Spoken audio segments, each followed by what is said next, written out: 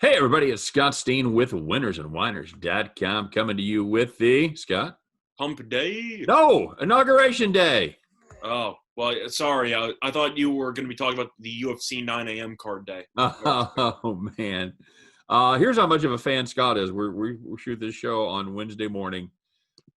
We get on the air, we start talking. I said, Scott, are you watching the inauguration stuff? He goes, no, I'm watching UFC on ESPN. Like, that's my boy right there. You're giving me a UFC card at 9 a.m. Sign me up. That's all I got to say. All right. It is the Wednesday edition of Today in Sports Betting, everybody. Hope everyone out there is doing well. Did okay yesterday, Scott. Not too shabby. Our picks were pretty solid. So we can keep it going. How about that? Yeah, sounds good to me. Not a lot going on in the college ranks tonight, Scott. A couple of decent teams playing against a couple of teams that aren't very decent. You got Houston, team that's been solid all year, going against a struggling Tulsa team. Scott, any quick thoughts on that? Houston minus 12. Any reason to back this Tulsa squad? No, Tulsa's been struggling well lately. It seemed like I gave them the kiss of death. I said I actually like it. This team's been playing, and I'm pretty sure they haven't won since. So not exactly ideal. Actually, I take it back. I forgot they came back and beat Memphis. But team is fine. I just wasn't impressed with their performance against Wichita. Played against Houston earlier this season and won. I think that Houston will be really bothered at losing the first meeting. I think they'll come out and try to smack this team. I'm assuming you're in agreement. Yeah, it's a big number, though. I don't want to get involved at 12. I really don't. That's a lot to lay in a conference game between two pretty good teams.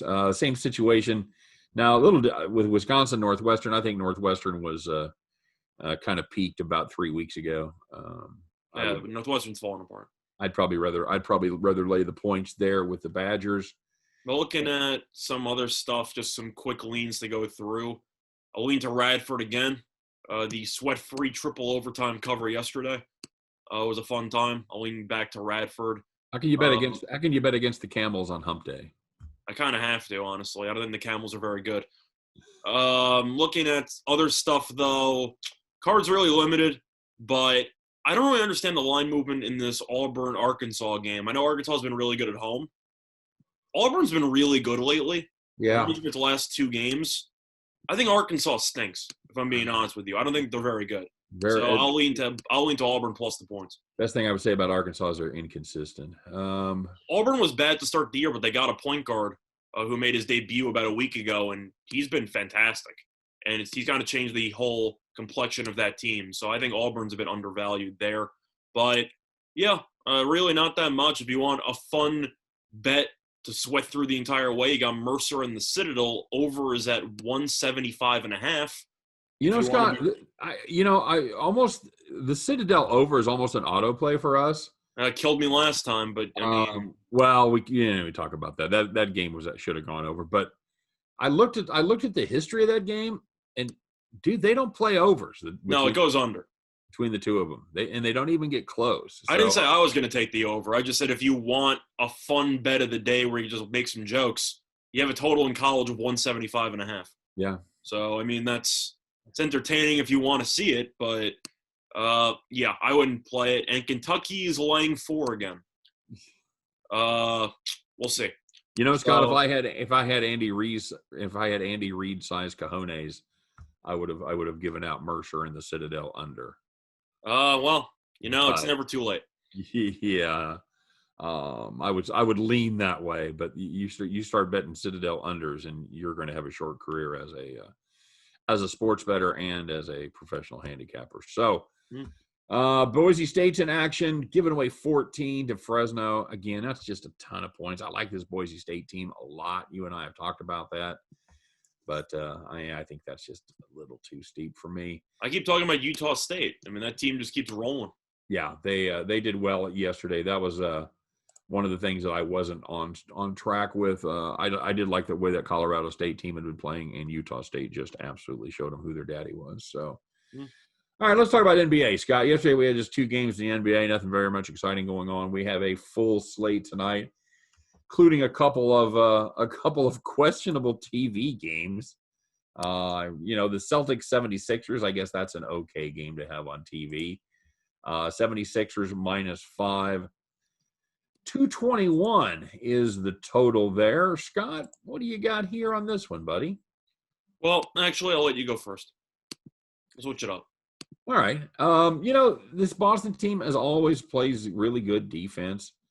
But you have to take a look. It's always with Philadelphia, it's always about whether Joel Embiid is going to play or not. And he's probable for this one. Seth Curry is probable. It's a Tatum is still out for Tatum's still out. They've and everybody else looks like they're. I'm just kind of doing this on the fly here. It looks like everybody else that matters is going to be able to play.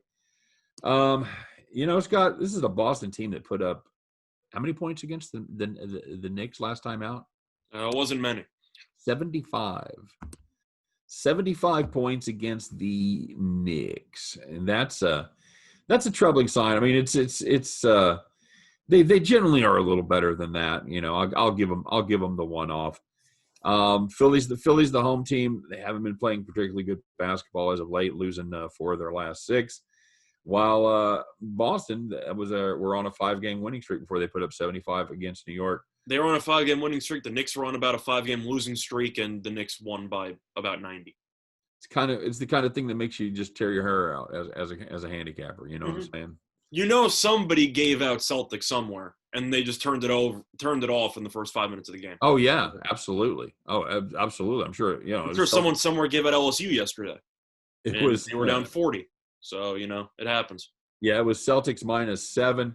Scott, this is a Clippers the Sixers -5. I think that's a little too strong. I think this is a Boston team that really wants to get the taste of that last game out of their mouth. I wouldn't be surprised to see Philadelphia win, especially if Embiid's at full strength. But I think the 5's a little bit too much. Give me Boston in the points here. Yeah, I can't really argue with that. I know Philly, similarly to last year, has been fantastic at home. Philly 7-1. Boston, though, not bad on the road, 4-2. So Boston's been consistent, 4-2, both home and away. I do think Tatum being out's huge, but Philly, my thoughts on this Philly team. I think this team is good, but I don't think this team has really shown me that it's going to be a serious contender in the Eastern Conference. I think it's probably third or fourth fiddle. I think you'd probably agree with that. Well, I don't. To me, the East is wide open. I mean, who do you have coming out of the East at this point, Scott? Right now, I think it's the Nets. But I'm not even trying to be a homer. I'm just being honest. I think the Nets are the most talented team in the entire conference. So you think the Nets are better than Milwaukee in the long run? Yes. So in the fact the Nets just beat Milwaukee and Kyrie didn't even play, I have to assume with Kyrie back, this team is just going to be insane. Defensively, it's a problem. But I think the Nets will acquire big men via buyout from some other team and try to shore up that depth. But I think the Nets are the best team in the East, in my opinion. Okay. All right. That's not necessarily a controversy. You sound like you disagree. You might not be fully certain about it, but I'm saying I don't think the options are that great. No, they're not. That's why I wasn't that quick to dismiss Philly. I think this Philly team with Tatum, I think Boston's better than Philly. I just never ever get behind this Boston team. That's fair. That's fair. I know Brad Stevens is one of my favorite coaches, but he also, I don't want to say he's underachieved, but I'm sure some people, including myself, thought he would have been to an NBA Finals by now. Right. I think if he at that point, if you haven't been to an NBA Finals, you've underachieved. With this roster, that's honestly fair. So yeah, interesting. So what do you? Milwaukee's better than Philly? Yeah, I think Milwaukee's better than Philly. Although, with Embiid at full strength, which is a huge, huge caveat because he almost is never at full strength. Never is. If that team is actually hitting on all cylinders with Embiid healthy, then I think they're a top 2 or 3 team in the East. I still think that Simmons and Embiid cannot coexist, but it appears that people have just kept trying to make it work, and I don't think it's going to work. But at the end of the day, I said third or fourth fiddle. I think Boston at full strength is better than Philly. I think Milwaukee at full strength is close to Philly because I really think Milwaukee's bench is atrocious. But I'd probably put Philly 3B, slightly behind Boston. Okay. All right. Good enough. Any thoughts on the total here? I'd lean over. Seeing a decent amount of line movement coming on the over, open up at around 218 up to around 220.5. I'll lean over there. Philly's defense looked really good in the start of the season, but that happens when you play a bunch of awful offensive teams. Team has fallen back down to earth defensively, really just not playing sharp at all on that side of the ball. But for me, I'll lean to Boston plus the points, and I'll lean to the over. I think this game should be a nail-biter throughout. You might see some scramble points involved. So, yeah, that's my thoughts. All right, very good. Second TV game of the night. Not quite as good a game as that one is likely to be, Scott. It's the Suns and the Rockets. I guess they can't flex those games. I guess they can't either. Because it seems like somebody booked that perhaps a while ago. So you're telling me that you don't want to see Oladipo as the headliner there for Houston? I don't. I do Fair. not. That's fair. He was actually very good in his season debut with Houston, but I feel like, shocker, I think the NBA and ESPN would prefer to have seen James Harden for ratings purposes in this game. Where would the Suns finish in the East, Scott? Well, it's a good question. I think Phoenix is a good team, not a great team. Okay. But I would probably put them around 5 or 6. Okay. I'd probably say 6. They're not better than Philly? No. I think Philly's more talent. All right. Phoenix, I think, don't get me wrong, I think they have a lot of upside. But Phoenix can really only play one way. This team completely transitioned from an up-tempo style last year to Chris Paul half-court 1990s basketball. Yeah. Which looks good in the playoffs, but in the regular season, when it's so open and everything like that, I think it does have some benefits to play a little bit more up-tempo. So I think that if Phoenix is going to be missing shots, plus Booker really has not been that good this year in this new style offense, I think Philly's better than Phoenix, but I would put Phoenix probably around 6 in the East. Yeah, I think you'd agree that's probably fair. No, I wouldn't. I'd put them a little higher than I think they play. I think they play good defense. But you'd put them at 5, and I'd put them at 6. Yeah, I mean, right now I've got them. Yeah, 4 or 5. I think this is a team that's going to continue to get better. Yeah, I think they're going to continue to grow, and as they kind of morph into the Chris Paul half court game, like you said. So I think this is a team that could make some noise if they were in the East, but they're not. They're in the West, where a lot of the good teams are. One of those good teams is not the Houston Rockets, Scott. Any way you get involved with the Rockets here in this one? I think if I was going to, I would probably just lean to – I'm trying to think of what I would like here. If I was going to take Houston, I'd probably just lean to Houston plus the 5.5. Truth is, I actually think there might be some value on Houston in this spot. Really? I know Phoenix is the better overall team. It's also only played about one game in the span of a week and a half because of COVID, and that's why it ended up losing to Memphis in its last game because it was a little bit rusty as a result. Houston, don't get me wrong, this team isn't any talent. It doesn't really have much talent. Ever since Harden left, the team's actually been a little bit chippy. This team seems to have a little bit of a chip on its shoulder, and I do appreciate how hard this team plays. No. The issue that you have with Phoenix laying huge numbers, or I'd say a decent-sized number at 5.5 or 6, is the fact that Phoenix cannot score on a regular basis. They don't score a ton of points, Scott. They've only breached 110 twice in their last, eight games there? Yeah. So for me, I'll lean to the under. You've seen a decent amount of line move into the under as well. It opened up at around 220, 221, down to around 218. Whatever it takes, yeah. Yeah. I know last game we talked about Phoenix and Memphis and how we like the under there. That game had about a 4-point line move, still went way under. Mm-hmm. I don't see that changing. I think this game could be very close because Phoenix's inability to score, but I like the under. Yeah, I think I would lean Phoenix. I have no interest in getting involved with the Rockets. I wouldn't play Houston plus 5.5, but I'm just saying there are some caveats to blindly backing the Suns, and that's mostly the fact that this team offensively isn't as good as you probably hoped it would be. No, they're a grinded out kind of team. Absolutely. They remind me of the Tony Allen Memphis Grizzlies. Yeah. Well, the other thing about the Phoenix Suns is they haven't been great on the road. No. They started off pretty well, but this last little road swing, like I said, they had a week off, but not exactly going through murderer's row there as they lost to Detroit and Washington and Memphis. So that's it's not good. It's not a good look at all for the Phoenix Suns. So fair enough. I'll lean Suns, but I definitely like the under there as the play. Anything else on the NBA card get your attention for today, my friend? Actually, yes. One game I've been looking at in particular, I actually took it last night. I took Memphis plus 1.5 against Portland. I don't know if you realize Portland's just an infirmary at this point.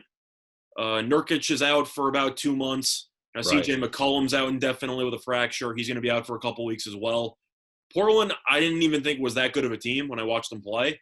Right. You're stuck throwing in Enes Kanter and Rodney Hood in your starting lineup there.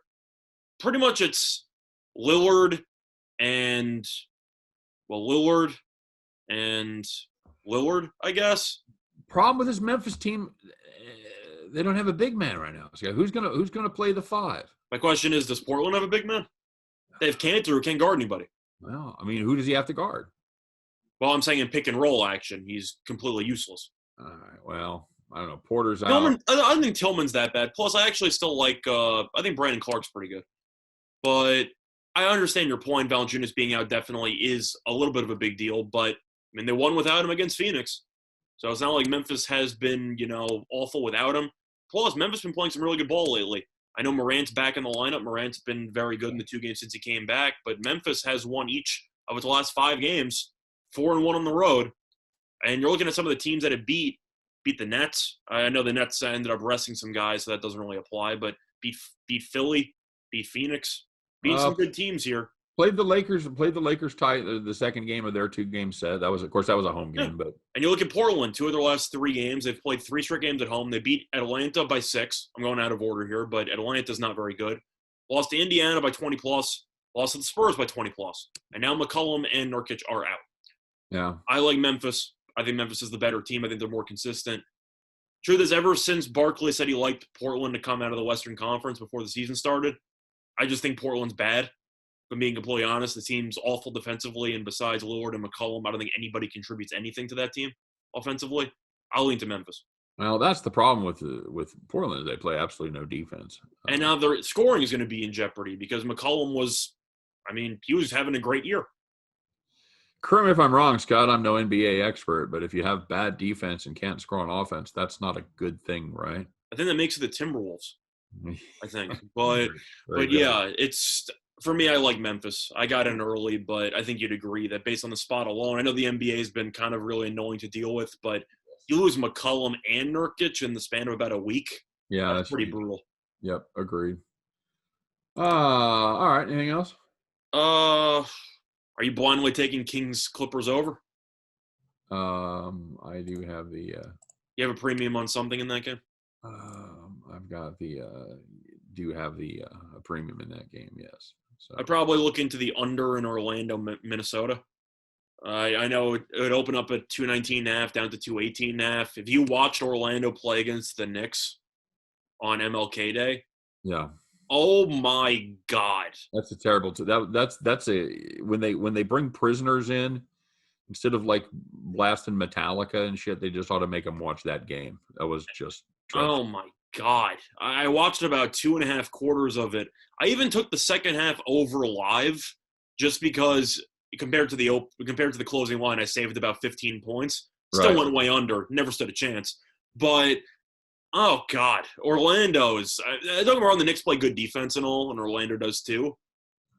That team is so lost offensively, and Minnesota without Towns has been terrible offensively also. So I really thought we were going to be able to avoid talking about that game. I had to bring it up for the sake of an under because I can't take the over in that game. Minnesota without Towns looks lost, and Orlando's offense isn't very good. Yeah. So I'll lean under in that.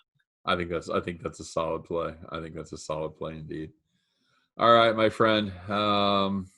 Yeah, it should be a fun NBA card. A lot of action out there. Keep an eye on the line moves and as always the injuries. And yeah, there you go. That's a show. Anything else you got before we get out of here? No, not really. All right, fair enough. As always, if you're looking for more information on these games or any game, don't forget to stop by and check out winnersandwhiners.com, the #1 site on the interwebs for predictive sports analysis. Of course, Don't forget to like and subscribe. We appreciate it if you'd give us the old thumbs up. And if you haven't subscribed already, what are you waiting for? It's a cool place to be. It's where all the cool kids are hanging out. So make sure you hit that button, hit the bell, get notified each and every time we put up brand new content. All right. So for myself, for Scott Reichel, for all of us over here at winnersandwhiners.com, thanks for stopping by. You guys have a great day. Good luck on all your plays. Hope every one of those tickets in your pocket turns into cash money back of the window. And we'll see you tomorrow on Today in Sports Betting. Take care, everybody.